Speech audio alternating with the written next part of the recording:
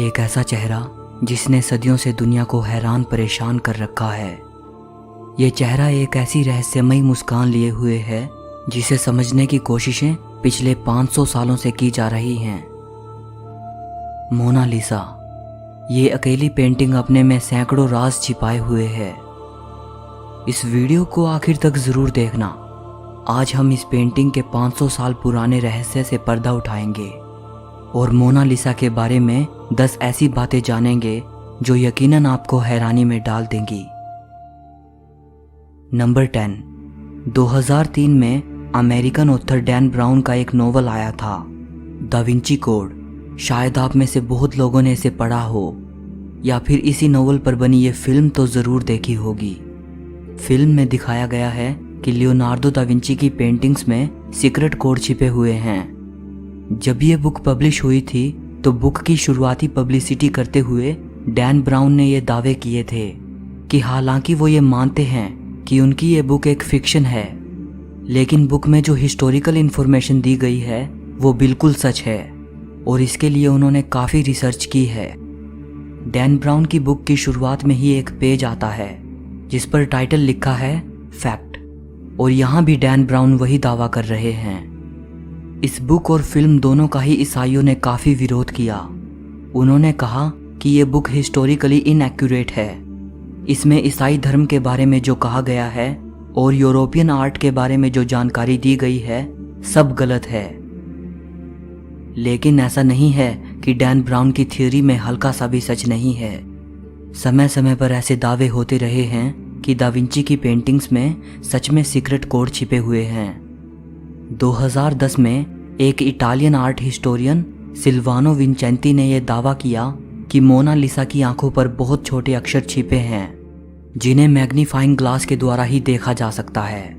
उन्होंने बताया कि मोनालिसा की राइट आई पे LV लिखा है जिसका मतलब लियोनार्डो दा विंची हो सकता है, और लेफ्ट आई पे शायद CE या फिर B लिखा है। इसका मतलब क्या हो सकता है, सिल्वानो कहते हैं उन्हें भी नहीं पता। नंबर 9। बहुत से लोग ये मानते हैं कि दा विंची के मरने के बाद उनकी पेंटिंग मोनालिसा को दोनों साइड से थोड़ा थोड़ा काट दिया गया था, क्योंकि मोनालिसा की जो शुरुआती रेप्लिका हैं जो दा विंची के ही समय के दूसरे पेंटर्स ने बनाई थी उनमें दोनों तरफ पिलर दिखाई देते हैं, जबकि ओरिजिनल पेंटिंग में पिलर की सिर्फ एज नजर आती है। तो हो सकता है कि किसी ने पेंटिंग को दोनों साइड से थोड़ा थोड़ा ट्रिम कर दिया हो। लेकिन कुछ आर्ट हिस्टोरियंस ये कहते हैं कि ओरिजिनल मोनालिसा को किसी ने ट्रिम नहीं किया है, बल्कि जिन्होंने मोनालिसा की रेप्लिका बनाई थी उन्होंने अपनी तरफ से पेंटिंग में ये पिलर ऐड किए हैं। नंबर 8। क्या आपने कभी सोचा है कि इटली की सबसे मशहूर पेंटिंग मोनालिसा इटली में क्यों नहीं है? ये पेंटिंग फ्रांस कैसे चली गई? 1516 में दा विंची फ्रांस के राजा फ्रांसिस के इनविटेशन पर फ्रांस चले गए थे। वो मोनालिसा को भी अपने साथ ले गए और वहां अपनी पेंटिंग पर काम करते रहे। 1519 में दा विंची की फ्रांस में ही मृत्यु हो गई। इसके बाद मोनालिसा को दा विंची के स्टूडेंट सलाई को सौंप दिया गया। ये कहा जाता है कि सलाई ने ये पेंटिंग किंग फ्रांसिस को बेच दी। इसके बदले उन्हें 4000 सोने के सिक्के मिले थे। इसके बाद ये पेंटिंग फ्रांस में पैलेस ऑफ फोंटेनब्लो में रखी गई और फिर किंग लुइस ने इसे पैलेस ऑफ वर्साई में भेज दिया। इसके बाद 1797 में फ्रेंच रेवोल्यूशन के दौरान मोनालिसा को पेरिस के लूव्र म्यूजियम में रख दिया गया। तब से लेकर आज तक ये वहीं रखी है। नंबर 7। इटली पूरी कोशिश कर रहा है कि उनकी ये पेंटिंग उनके देश में वापस आ सके। इटली के बहुत से लोगों का तो ये भी मानना है कि मोनालिसा को चुराया गया था, ना कि फ्रांस के राजा ने इसे खरीदा था। फ्रांस की सरकार इसे वापस ना लौटाने के 2 कारण बताती है। पहला तो ये कि पेंटिंग बहुत पुरानी हो चुकी है और बहुत नाजुक है, इसीलिए इसे कहीं भी ले जाना सही नहीं है। दूसरा, फ्रांस की सरकार ये कहती है कि हमने इसे खरीदा था, तुम भी खरीद लो। नंबर 6।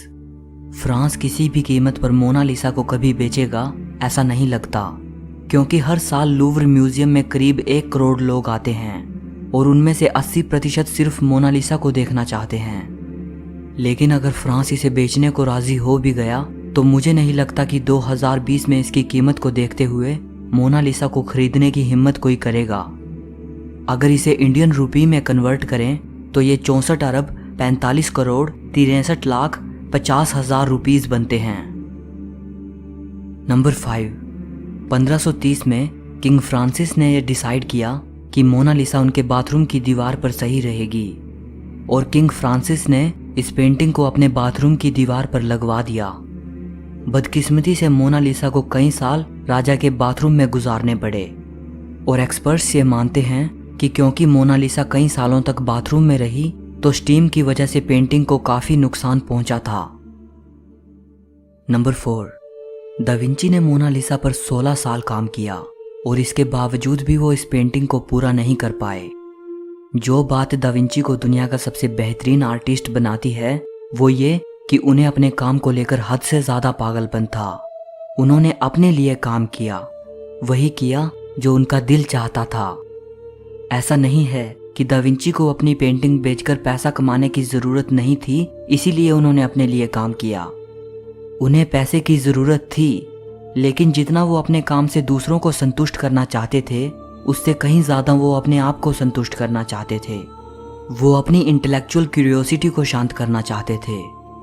यही वजह है कि मोनालिसा पर इतने साल काम करने के बावजूद भी और इतनी अच्छी पेंटिंग बनाने के बावजूद भी उनकी नज़र में वो अधूरी ही थी। नंबर 3, 1963 में फ्रांस की सरकार ने मोनालिसा को 2 महीने के लिए यूएस भेज दिया, वहाँ के म्यूजियम्स में प्रदर्शित करने के लिए। 3 हफ्तों के लिए इसे national gallery of art museum में प्रदर्शित किया गया और 3 हफ्तों के लिए न्यूयॉर्क के मेट्रोपॉलिटन म्यूजियम ऑफ आर्ट में प्रदर्शित किया गया।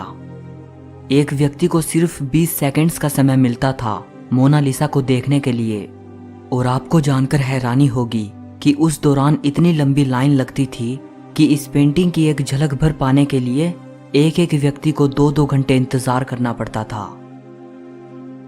नंबर 2, मोनालिसा पर जो मैंने पहली वीडियो बनाई थी उस पर काफ़ी कमेंट्स आए थे कि हमें तो ये एक मामूली पेंटिंग लगती है, हमें तो इस पेंटिंग में कुछ खास नहीं लगता।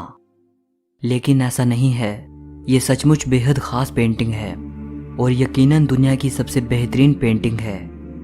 मोनालिसा से पहले जो पोर्ट्रेट बनते थे वो सिंपल प्रोफाइल होते थे और काफ़ी अवास्तविक लगते थे। अब आप मोनालिसा के पोज को देखो, ये फ्रंट फेसिंग है और कितना वास्तविक लगता है। दा विंची के बाद बहुत सारे पेंटर्स ने उनके स्टाइल को कॉपी किया। एक बात पर ध्यान देना, इस पेंटिंग में ये औरत किस कदर जिंदा लग रही है, मानो अभी बात करने लगेगी।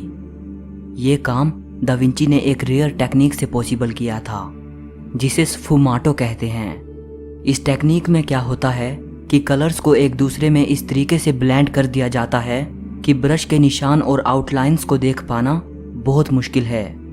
यही वजह है कि इस पेंटिंग में ये औरत इतनी जीवित और रहस्यमयी नजर आ रही है। दा विंची ने एक और प्रिंसिपल का यूज किया था। उन्होंने इमेज को ज्यादा रियलिस्टिक दिखाने के लिए बैकग्राउंड से डिटेल गायब कर दी, सो बैकग्राउंड काफी विविड नजर आ रहा है, बिल्कुल वैसे ही जैसे हमारी आंखें रियल लाइफ में लैंडस्केप देखती हैं। अगर आप दा विंची से पहले की पेंटिंग को देखोगे तो उनमें आपको जितनी डिटेल फोरग्राउंड पर दिखेगी उतनी ही बैकग्राउंड पर दिखेगी।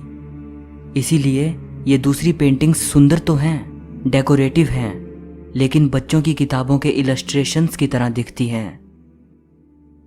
नंबर 1, इस पेंटिंग के बारे में सबसे बड़ा रहस्य ये है कि मोनालिसा कौन थी, ये कौन औरत थी जिसकी तस्वीर दा विंची ने इस पेंटिंग में उतारी है। कुछ लोग कहते हैं कि ये एक इटालियन महिला लीसा जियोकोंडो थी।